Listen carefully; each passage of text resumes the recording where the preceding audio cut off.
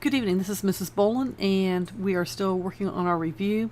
We're on problem number 23 of the review right now, and problem number 23 says, solve the radical equation. Make sure to check your answers for any extraneous solutions.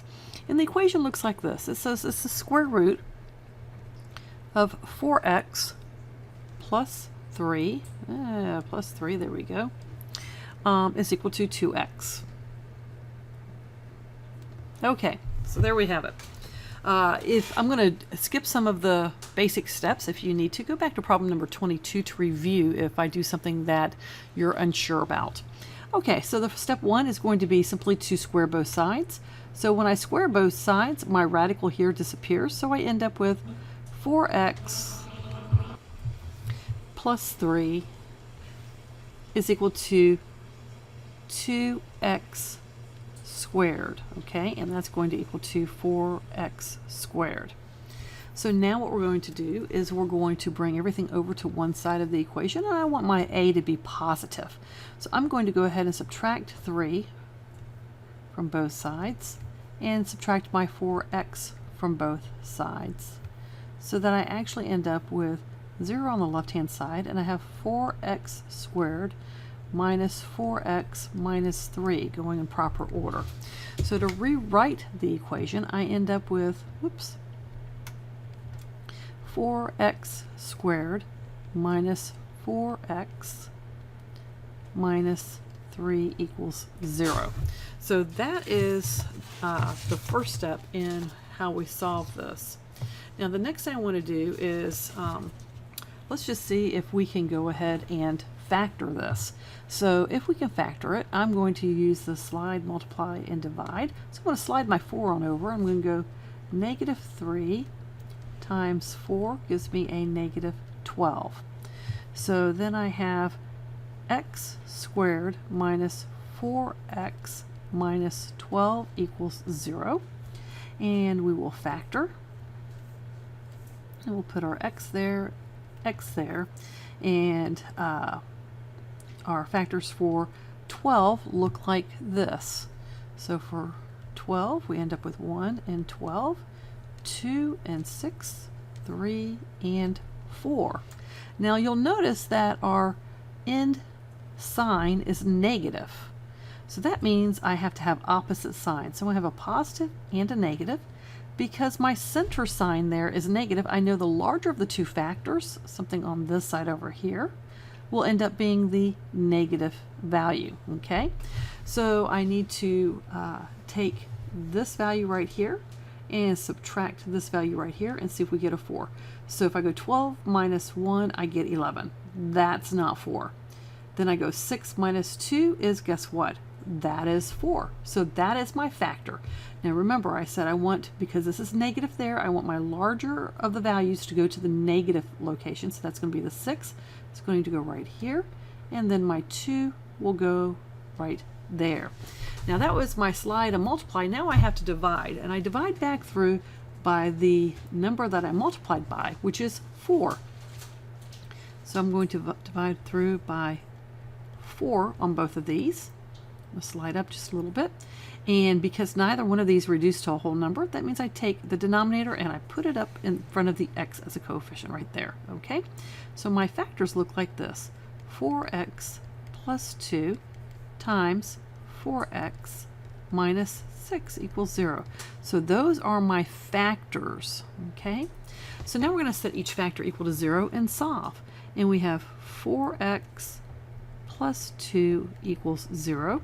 And then we have 4x minus 6 is equal to 0. So over here we'll subtract 2 from both sides, and we get 4x is equal to negative 2. Divide both sides through by 4, and we end up with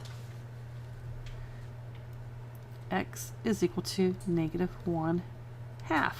Okay, that's the left side. Now let's look over here at the right one. So we'll add 6 to both sides, and we get 4x is equal to 6. We'll divide both sides through by 4. So that means I end up with x is equal to 6 divided by 4, and that will reduce to 3 divided by 2.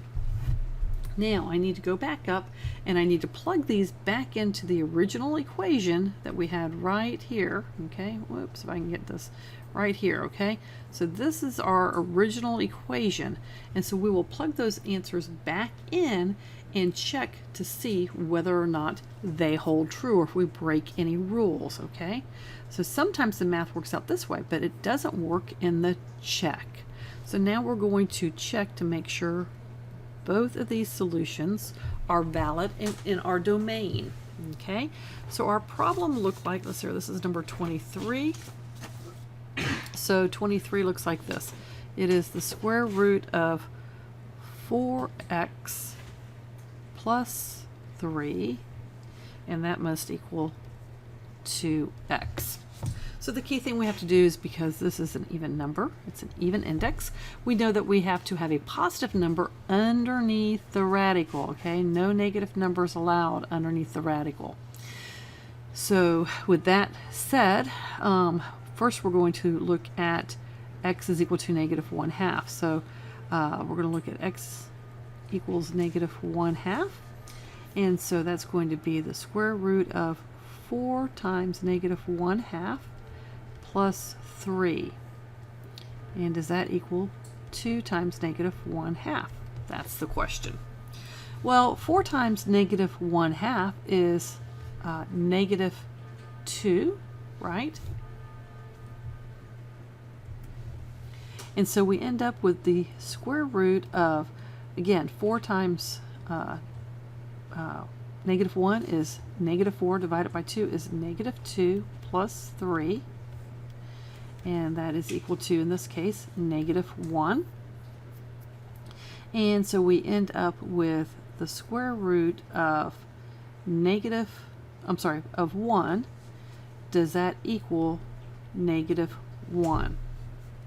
Can we ever take the square root of a positive number and end up with a negative number? No, we cannot. So we know that this can be the correct answer. So let's check the other solution. Okay, so we have x is equal to 3/2. So again, we're going to plug in, it's going to be the square root of 4 times 3/2 plus 3. Does that equal 2 times 3/2? That's the question. Alrighty, so our 2, we'll factor that out, so that would become 2 times 3, which is 6 plus 3, okay, all underneath the radical, and that's going to cancel out, so that's going to become 3. And so we end up with the square root of 9 equal 3.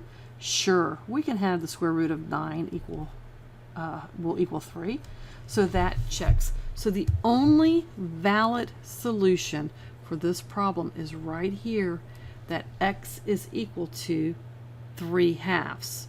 So x equals 1/2 is not a valid solution. Okay, so this is the only one right there. Okay, if you have any questions, let me know.